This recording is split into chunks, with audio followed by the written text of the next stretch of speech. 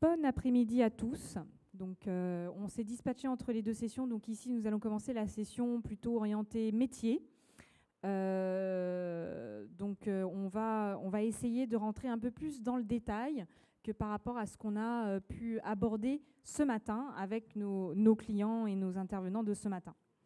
Wi-Fi, vous pouvez continuer à tweeter et à poser des questions. On essaiera de répondre là-dessus. Mais ici, on est en plus petit comité, donc on essaiera de prendre des questions de la salle avec les micros parce que nous enregistrerons la session. Donc, on essaiera de répéter les questions, soit de vous passer le micro. Voilà. On va tout de suite commencer par Karl. Est-ce que tu veux le micro-cravate ? Non, le micro-main, ça va. Customer Success Manager chez Microsoft. Je ne sais pas où sont tes slides. Tu les as postés, c'est ça ? Ah, mais il fallait le prévenir, j'ai pas téléchargé. On le fait en live. On le fait en mode web.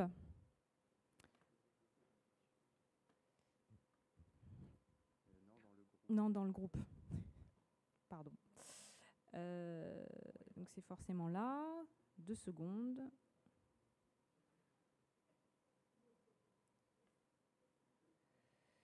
Ah oui, ce que tu as oublié, c'est qu'il faut quand même récupérer la slide avant, quoi.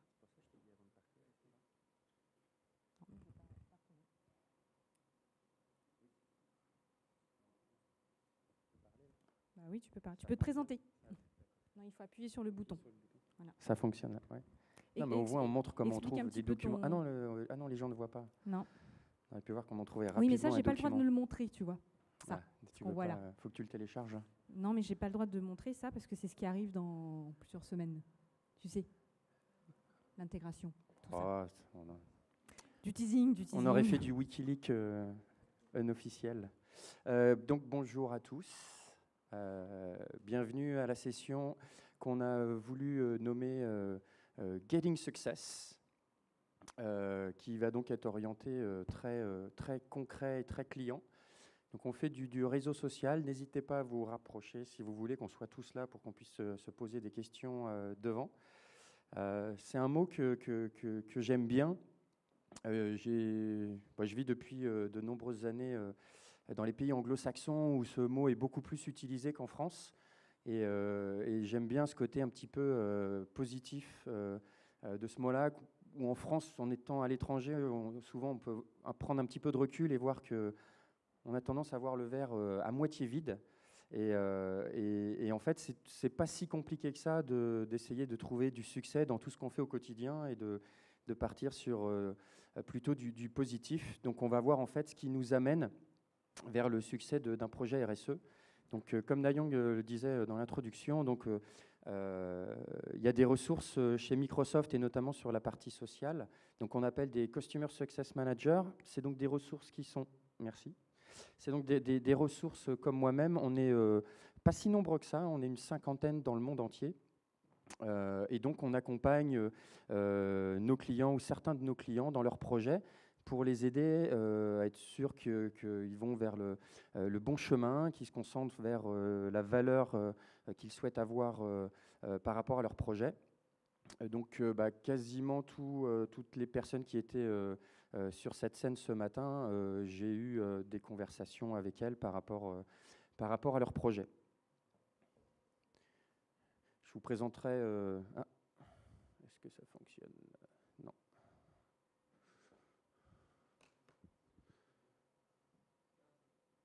Si, c'est parti. Donc je vous parlerai après du programme en fait succès client que nous mettons en place chez Microsoft pour accompagner tous nos clients. Donc premier point, on va s'appuyer pas mal sur ce qui a été dit ce matin et puis surtout pour introduire en fait la conversation qu'il y aura juste après avec nos interlocuteurs. C'est ça le plus important, c'est que ce soit interactif et que vous puissiez poser vos questions en direct. On va faire du concret, donc c'est vraiment l'orientation qu'il y a sur les projets, comment on les fait chez Microsoft. Hein. C'est qu'est-ce qu'on appelle le succès pour un projet RSE, donc réseau social d'entreprise. En France, c'est un petit peu bizarre parce qu'on a la RSE aussi pour la responsabilité sociétale. Que faut-il pour que le projet ait du succès ? Et donc, dernier point, comment Microsoft peut vous accompagner tout au cours de ce chemin. Donc, qu'est-ce que le succès pour un projet RSE?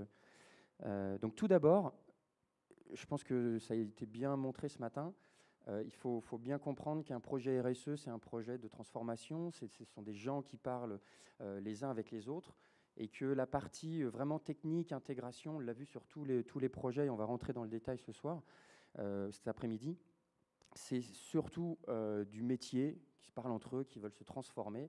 On utilise une plateforme, et ce que j'ai bien aimé dans la présentation de Zoé, qui parlait de Yammer, mais elle parlait de ce qu'elle faisait sur Yammer, et pas de la technologie en fait. Et c'est ça le plus important. Il faut bien prendre en compte que ce sont les gens eux-mêmes qui prennent en main la technologie, donc il faut soit bien intégré dès le départ. On a besoin de l'informatique, c'est pour ça qu'il y a une session d'ailleurs qui est dédiée à cela en parallèle, puisque les informaticiens sont toujours, en tout cas la direction des systèmes d'information, sont toujours responsables de l'information au sein de l'entreprise.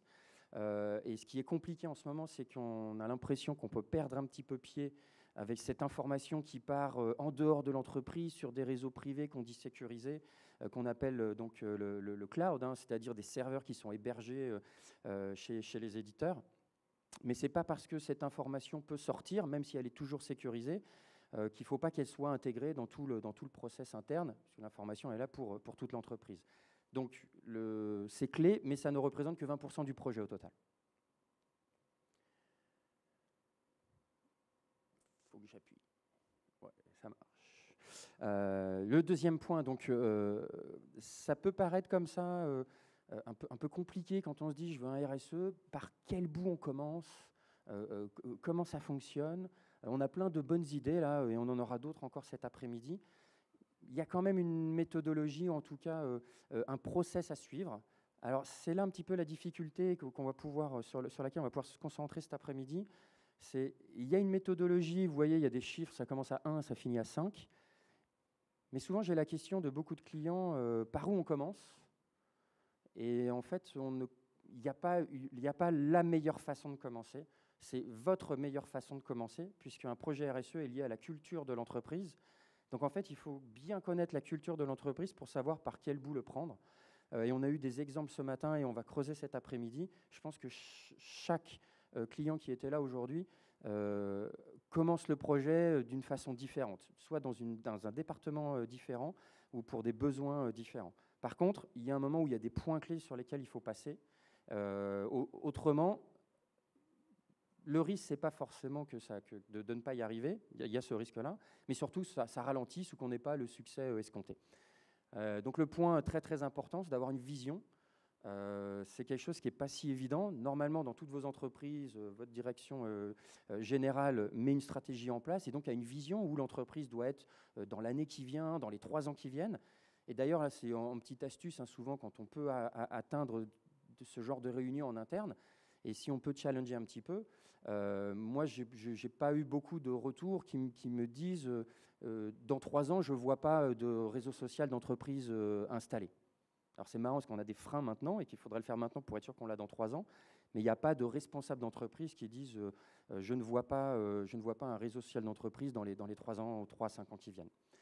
Donc il faut avoir cette vision, et donc la vision pour le RSE qui va donc soutenir la vision, la stratégie d'entreprise.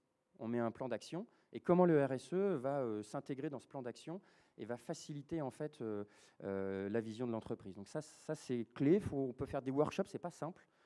Ça doit tenir en une phrase. On verra. Je crois que L'Oréal notamment a un très bon exemple. Ils pourront nous en parler cet après-midi sur une vision très claire du besoin qu'ils avaient. Donc ça c'est très important. Il faut travailler, ça met du temps, mais c'est là où on peut également vous accompagner. Deuxième point, ce qu'on appelle donc map to value, donc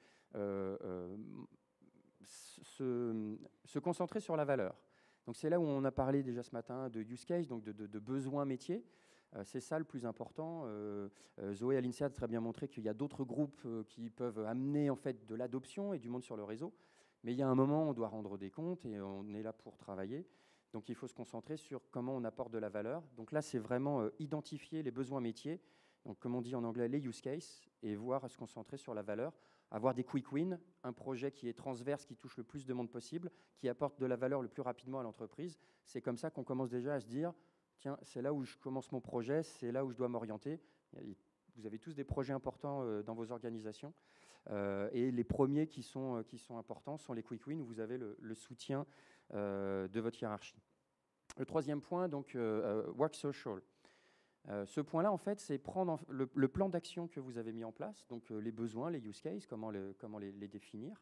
Ça doit résoudre une problématique métier. Et comment donc on traduit en fait ce besoin sur les outils que vous avez à disposition au sein de votre entreprise, et notamment sur la partie réseau social. Des fois, quand je commence des workshops, c'est très très simple, hein, même aller chercher, comme on disait, le What's in it for me, qu'est-ce que ça apporte à chacun. Ça peut être le lundi matin quand vous arrivez, vous avez tous quelque chose où vous vous dites « Ah, j'ai ça à faire, ça me prend du temps, si je pouvais le faire autrement, ce serait chouette ». On a tous ça le lundi matin ou un matin, on arrive et on sait que nos outils ou la façon, le process dont on le fait ne fonctionne pas très bien.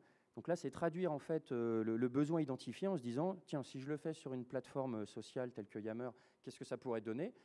Ou alors, comment l'intégrer à des outils existants. On n'est pas là pour révolutionner. Vous avez tous des outils métiers qui sont très performants.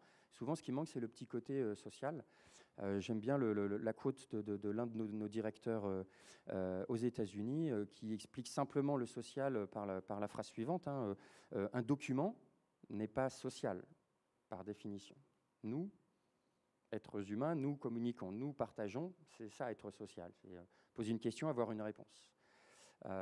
Et donc souvent, j'ai des questions aussi de beaucoup de clients en disant « Mais SharePoint, Yammer, par où on commence, c'est quoi ?» Le besoin, il est plutôt documentaire, où là, on doit stocker des documents parce qu'il faut archiver. Chez Air France, ils ont un gros besoin aussi d'avoir un endroit où c'est stocké officiellement, les procédures et tout ça. Et derrière, souvent, ce qui peut manquer, ces petits questions-réponses qu'il y a autour du document. Et c'est ça qui crée le lien social autour du document et qui fait qu'on réanime un intranet, par exemple, où on se dit « il ne se passe rien ». Il ne se passe rien parce qu'on y va, on prend le document et on en discute dans un email ou ailleurs. Mais on ne discute pas autour du document dans un endroit précis. Donc ça, c'est la partie où il faut traduire, prendre les outils existants, prendre le meilleur de ce qui existe, et puis voir où est-ce qu'on peut se challenger pour essayer d'améliorer tout ça. Le quatrième point, donc, gérer la partie succès. Donc, quand on a des besoins métiers, on essaye d'identifier comment on va avoir du succès. Donc ça, c'est quelque chose qui est important. Et le succès, ça peut être assez simple, ça peut être juste, tiens, il y a déjà beaucoup de monde sur le réseau, mais le succès, c'est surtout de la valeur. Donc je vais en parler un tout petit peu après, j'ai une slide sur le sujet. Qu'est-ce que la valeur et comment on peut démontrer de la valeur, et c'est comme ça qu'on a du succès. C'est bien que les gens se parlent, et comme mon collègue Ludovic qui a parlé ce matin aime le dire en présentation à nos clients, le menu de la cantine, c'est le document le plus liké sur Yammer. Tout le monde like parce que surtout en France, on adore le menu de la cantine. Ça n'apporte zéro valeur à l'entreprise. On est tous contents d'y aller, mais on est content d'aller manger. On va à la cantine, mais concrètement, on n'apporte pas de valeur à l'entreprise. Donc, faire bien attention entre les statistiques, le nombre de messages et la valeur qu'on apporte à l'entreprise. Donc voilà une partie sur le succès. Et puis s'entourer du sponsorship, on va revoir tout ça petit à petit. Et donc, comme on va le voir aussi dans tous les cas qu'on a cet après-midi, concrètement, où vous avez vu des clients qui sont plutôt avancés en fait sur leur phase de déploiement, et puis des clients qui sont juste au début. C'est vraiment le tout début, ils sont à 1 ou 2 mois de déploiement. Parce qu'en fait, un réseau social d'entreprise, on apprend, comme on dit, en marchant.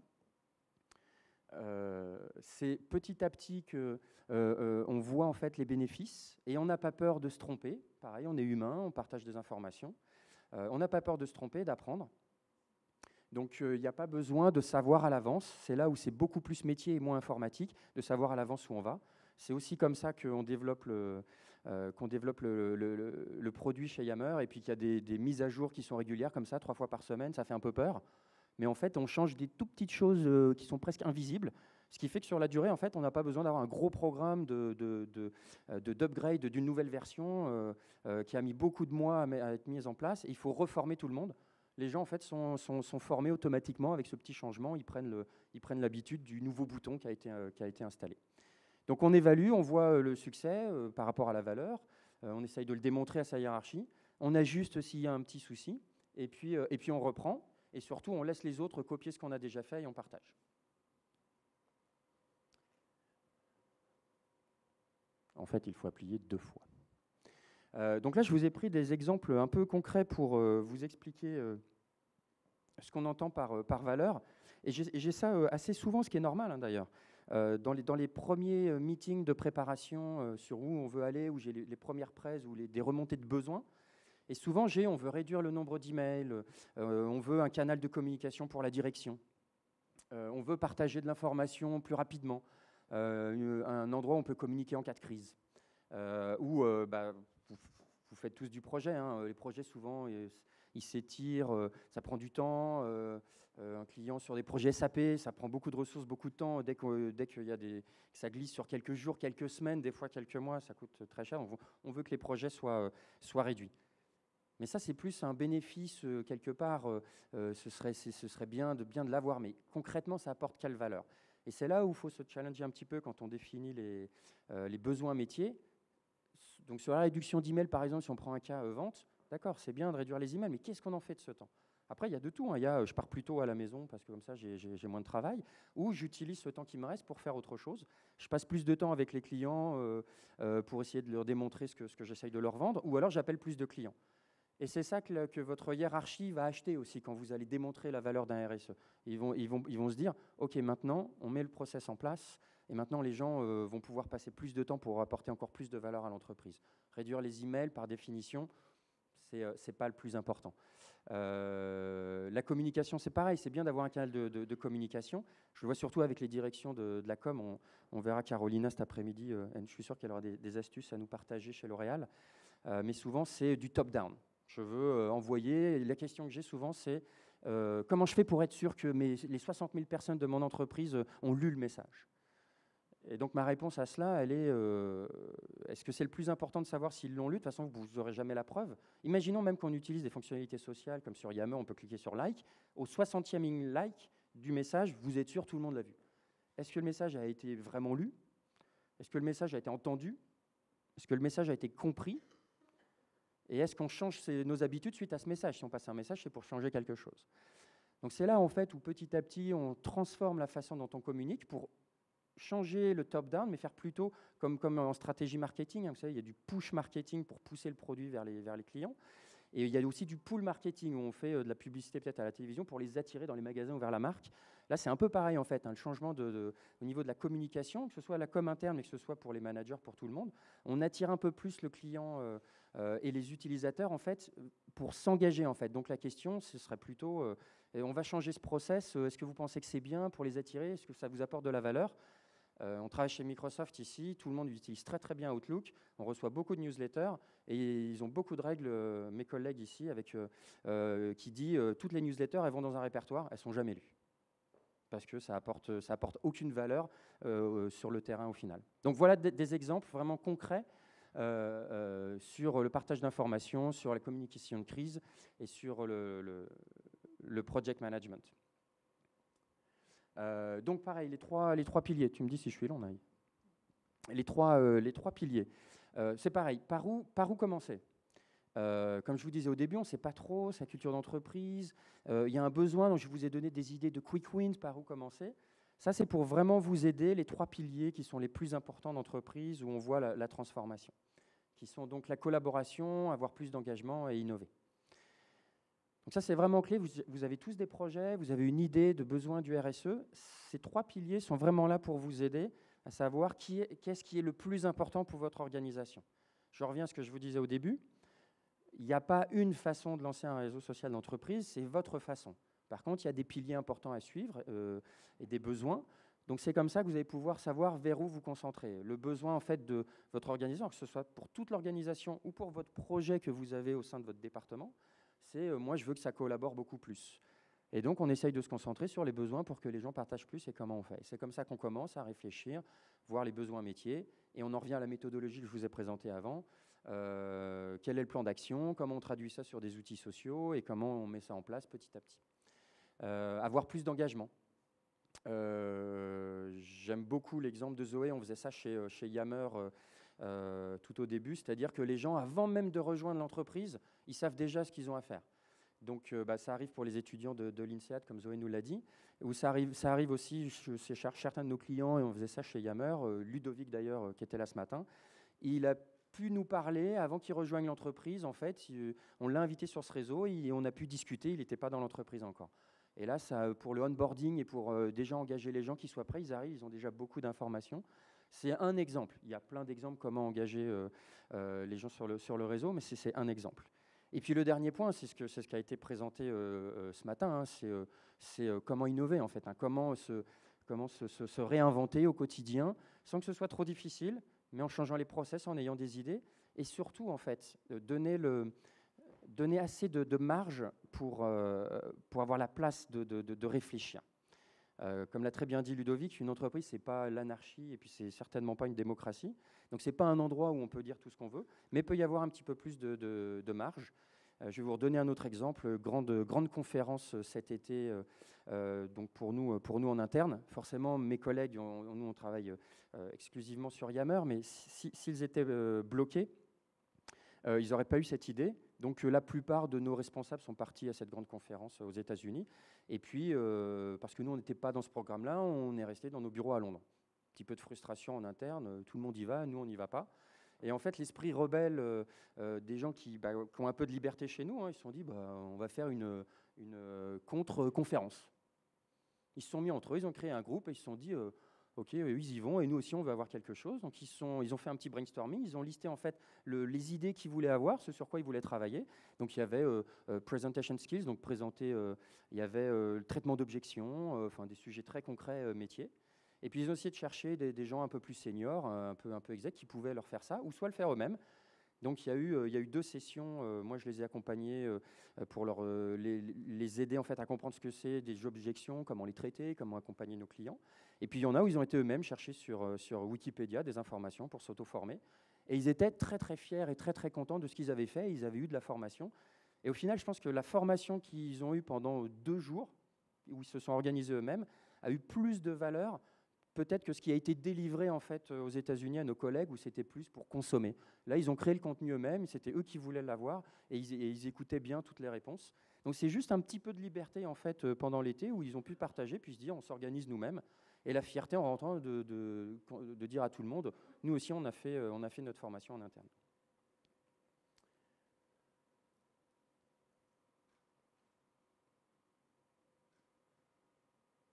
Bon. Il n'y a plus de batterie. Je peux cliquer quelque part. D'accord, ok. Alors, il y a des facteurs clés de succès. Donc, comme je vous disais, chacun prend son projet par le bout le plus important pour son organisation.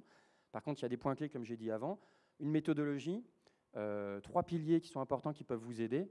Par contre, il y a des points clés qui sont, il faut le soutien de votre direction, donc il faut trouver le sponsorship, c'est indispensable. Vous verrez après, on verra avec nos interlocuteurs un peu plus tard, mais vous verrez, il peut y avoir des tensions après en interne, il y a des jeux de pouvoir, de politique et tout ça, donc il faut bien avoir le sponsorship. Ça vous aide pour la vision, notamment quand on va discuter sur le terrain, qu'on va parler à tout le monde, qui challenge en fait, pourquoi j'irais changer, j'ai plein d'outils, pourquoi j'irais sur un nouvel outil ou j'irais changer ma façon de faire. On n'aime pas changer, et c'est là en disant, non mais attention, la direction, la ligne directrice, c'est ça, on doit atteindre cet objectif d'ici les 6 mois, d'ici la fin de l'année, ça permet de soutenir un petit peu le message. Des chefs de projet qui rentrent un peu plus dans le détail, qui parlent de concret.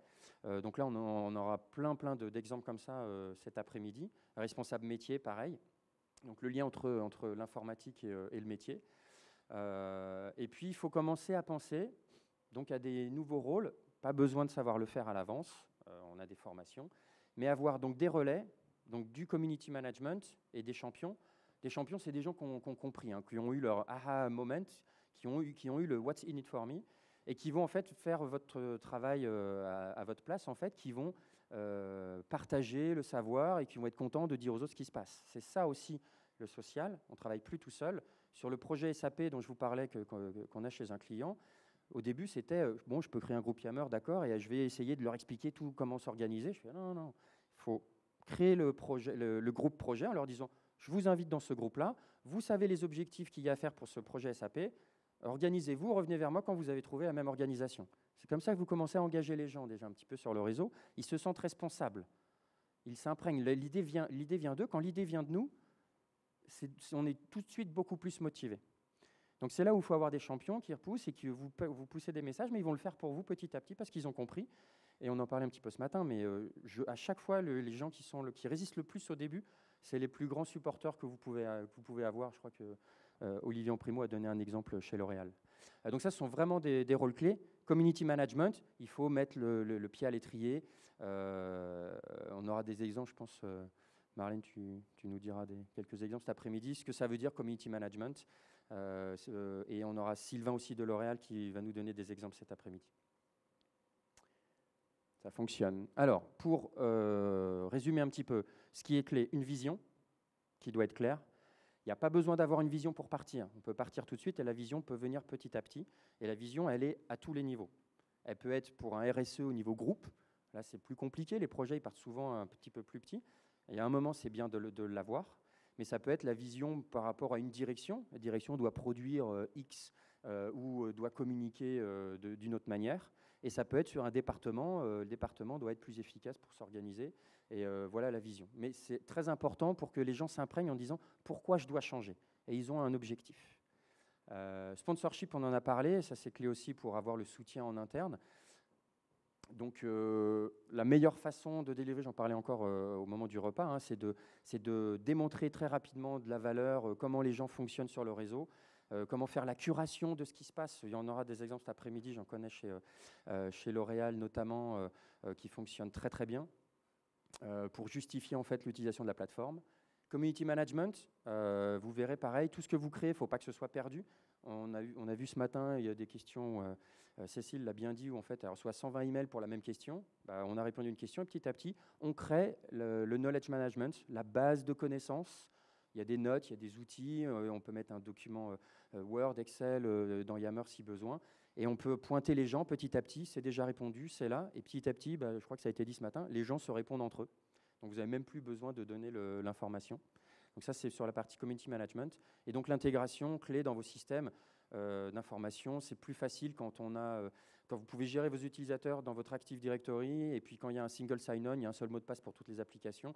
Là, c'est la partie des 20% un peu techniques à voir sur les intégrations ou vos intégrations métiers. Alors, donc comment Microsoft en fait vous aide tout au long de ce chemin et vous aide à avoir du succès.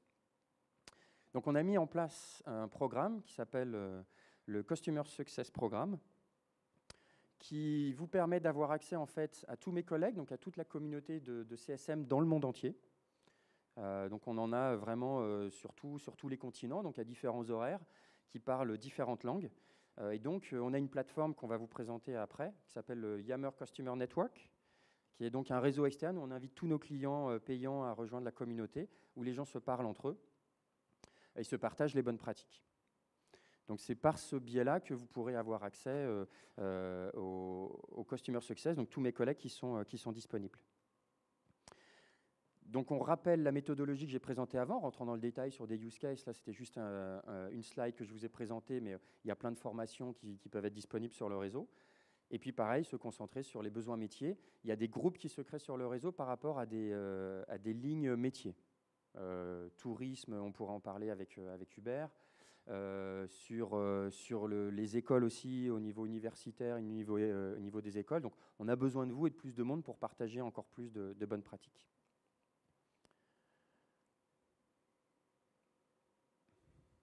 Non, j'ai perdu le... Pour les présentations Apple, ça marche bien, la petite télécommande. Alors, voilà le résumé du programme. Donc, c'est accès donc, à la méthodologie. Il y a des webinaires qui vont être mis en place, donc ça commence, qui sont en anglais ou aux États-Unis, qui sont mis en place et on va le mettre en place pour la France également. Donc, toute la communauté de clients, il y a donc plus de 7000 personnes qui sont disponibles sur le réseau et qui y vont régulièrement. Comme je vous le disais, un accès à tous mes collègues. Des rencontres comme on fait aujourd'hui, il y en aura différentes. Nayon, il a dit ce matin qu'il y en aura en région également. Donc on crée des événements pour que vous puissiez vous rencontrer physiquement. Et puis donc partager les meilleures pratiques. Donc les quelques ressources qui sont disponibles pour vous. Donc si vous voulez voir Yammer, à quoi ça ressemble, je crois que vous avez compris depuis ce matin, on fait très peu de démos. Hein. Le produit en fait se montre par lui-même, donc n'hésitez pas à vous inscrire. Toute la méthodologie est déjà disponible. Donc vous verrez, c'est animé, il y a des slides. Donc ça s'appelle socialjourney.yammer.com. Donc n'hésitez pas à aller voir. C'est tout ce dont je vous ai parlé ce matin. Et puis, il y a aussi des exemples concrets d'autres clients, si vous voulez présenter à votre direction ce qu'on fait. Si vous avez besoin d'exemples de clients français, revenez vers vos commerciaux Microsoft. Et donc, pour conclure, en fait, je voulais inviter Sylvain Jolivet, qui travaille chez L'Oréal et qui fait du community management là-bas, pour vous montrer, viens Sylvain, pour vous expliquer en fait ce qu'on fait sur le Yammer Customer Network. Donc pour vous montrer qu'en fait, on veut vraiment donner un petit peu plus de possibilités sur le réseau et que nos clients se parlent, en fait, Sylvain, c'est l'animateur de la communauté française sur le Yammer Customer Network. On est plusieurs, on a aussi d'autres clients. Et comme Sylvain, il a plein de bonnes pratiques qu'il a mis en place en interne depuis un moment, il les partage. Voilà. Bonjour à tous. Merci Karl pour la présentation, ça c'est fait. Effectivement, le Yammer Customer Network, qu'est-ce que c'est ? Comme tout le monde, je suis arrivé un jour sur Yammer, je ne savais pas trop à quoi m'attendre, je ne savais pas trop ce que je pouvais y trouver et ce que j'allais pouvoir faire. Et finalement, c'est une communauté où on a toutes sortes d'utilisateurs, des gens qui ont commencé il y a 1 an, 2 ans, 3 ans, et des gens qui viennent d'arriver. Et c'est surtout un très bon endroit pour trouver de l'aide, des ressources, des gens, et se sentir un petit peu moins seul. Comment ça se passe ? Au début, tout simplement, on arrive, on pose des questions. On se dit, tiens, j'aimerais bien faire cette chose-là, je veux inviter 200 personnes. Est-ce qu'il y a une astuce pour inviter 200 personnes d'un coup ? Puis on découvre qu'il y a des gens qui l'ont déjà fait. Je pensais à une phrase que Hubert a dit ce matin qui m'a bien parlé sur cet exemple-là, c'est apprendre des erreurs des autres. On apprend de ses propres erreurs, mais on apprend aussi de ce que les autres ont pu faire. Et c'est un espace où on arrive à avoir ces informations-là, en plus dans un bon état d'esprit assez convivial, donc c'est intéressant.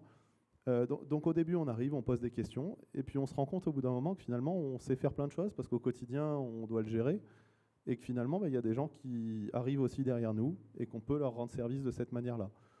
Donc c'est tout simplement s'appliquer à soi-même le comportement qu'on essaie de mettre en place dans son entreprise, en disant que finalement, à notre niveau, on peut faire avancer d'autres personnes qu'on ne connaît pas et qui peut aussi être intéressant de connaître.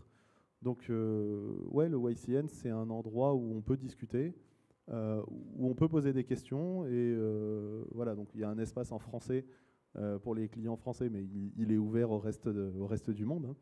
Et je pense qu'il y a beaucoup plus à découvrir que cet espace-là sur le YCN pour les gens qui sont un peu courageux. Maintenant, c'est un espace Yammer. Vous connaissez pour la plupart les fonctionnalités. Le moteur de recherche permet d'aller plus loin que ce qu'on peut voir en apparence. Mais voilà, l'idée, c'est d'avoir un espace où on échange, où on trouve de l'information et tout simplement où on va un petit peu plus loin dans l'expérience. Merci Sylvain. Ouais, non, c'est parfait. Je te trouve d'ailleurs assez modeste sur tout ce que tu fais et ce que tu contribues. Il y a des questions très précises. Hein, comment inviter, tu disais, 200 personnes directement qui ne sont pas dans Yammer, directement dans un groupe. Il a la réponse. Moi, je ne la connais même pas. Voilà, donc en fait, Sylvain est assez actif. Donc voilà, si vous avez des questions, vous voulez parler à tout le monde, et je vous encourage à partager. C'est comme ça que, comme Sylvain l'a bien dit, qu'on apprend des uns et des autres. Et c'est comme ça qu'on pourra vous accompagner. Donc, vous n'êtes pas tout seul. Et même si nous, on n'est pas disponible, il y a toujours quelqu'un sur le réseau qui est disponible. Comme j'aime bien dire souvent à nos clients, avant, on achetait des solutions informatiques et on était un peu tout seul face à nos disquettes ou à nos CD qui étaient peut-être même des fois posés sur une étagère et pas installés. Et rentrer dans du réseau social et notamment sur Yammer, c'est vraiment rejoindre une communauté. Vous n'êtes pas tout seul. Il y a des gens qui ont eu les mêmes soucis que vous avant, qui se sont posés les mêmes questions. Et on est surtout là pour partager en fait les meilleures pratiques. Donc n'hésitez pas. Méfiez-vous quand même, hein, car la tendance à faire de vous des Customer Success Managers à votre niveau. On a eu un petit usage un peu détourné du Yammer Customer Network pour préparer cette journée avec l'ensemble de nos intervenants puisqu'ils étaient entièrement sur le réseau. Bon, on s'est juste créé un réseau, un groupe privé pour pas non plus polluer tout le monde, mais on a tout coordonné grâce au réseau. tant mieux d'ailleurs, parce que j'étais un petit peu, alors pour rester poli, à l'arrache, ce qui m'a permis de pousser des informations au fil de l'eau à l'ensemble des participants. Tu veux dire hier soir à 4 h du matin? Non, il y a eu des choses quand même avant, mais ce qui a permis de les rassurer quand même au fur et à mesure sur le fait qu'on avançait sur le sujet, et qui nous a épargné d'organiser 3-4 conf calls avec chacun des clients. Et au final, il m'a suffi de les briefer une première fois pour avoir leur accord pour qu'ils participent. Voilà. Et après, des confirmations de c'est bon, on a l'accord pour communiquer. On a tout posté via des notes, on a tout partagé ensemble, on a conversé. Et puis au final, un dernier petit call de checkpoint, on va dire, entre hier et avant-hier pour bien vérifier que tout était d'équerre. Voilà. Et je pense que voilà, les clients pourront vous témoigner que ça a été quand même assez pratique finalement, avec les contraintes horaires qu'on avait tous. Ça, c'était une belle preuve de collaboration. Et évidemment, on ne pouvait pas le préparer autrement que dans Yammer. Oui, c'est vrai, on s'oblige un petit peu à utiliser notre produit. Enfin, surtout pour avoir des clients qui témoignent sur Yammer, évidemment. Rajouter quelque chose. Yammer, c'est un outil, mais ce qui est important, c'est pas ce que l'outil fait, c'est ce que vous en faites. Et le YCN, c'est aussi une façon de communiquer ces pratiques-là. Une note collaborative, c'est une note collaborative, mais ça peut aussi être une bibliothèque de liens vers des documents. C'est un usage un peu détourné, mais c'est en apprenant ces façons de faire-là qu'on va plus loin dans l'outil et qu'on arrive à l'utiliser au-delà de ce qu'il fait techniquement, en fait. C'est aussi à ça que sert le YCN, à s'échanger des bonnes façons de l'utiliser et des façons qui marchent. C'est du direct live. Hubert est connecté, ouais, et puis très bien. Eh bien, ça fait une excellente transition parce que voilà, témoignage, cas concret, client. On va rappeler nos intervenants à revenir sur scène et on va continuer un petit peu les questions qu'on avait commencé à leur poser ce matin. Sylvain, si tu veux le joindre à nous, n'hésite pas. De toute façon, ça reste interactif, si vous voulez. Donc, est-ce que déjà dans la salle, vous avez des questions pour Karl? Tu as dit... J'ai jamais suscité autant d'intérêt. C'est pour ça d'ailleurs qu'on va faire du concret. C'était un peu théorique ce que j'ai dit, mais concrètement, c'est joli ce qu'il dit, mais ça veut dire quoi? Tu as beaucoup dit concrètement quand même dans tes phrases. C'est vrai. Zut.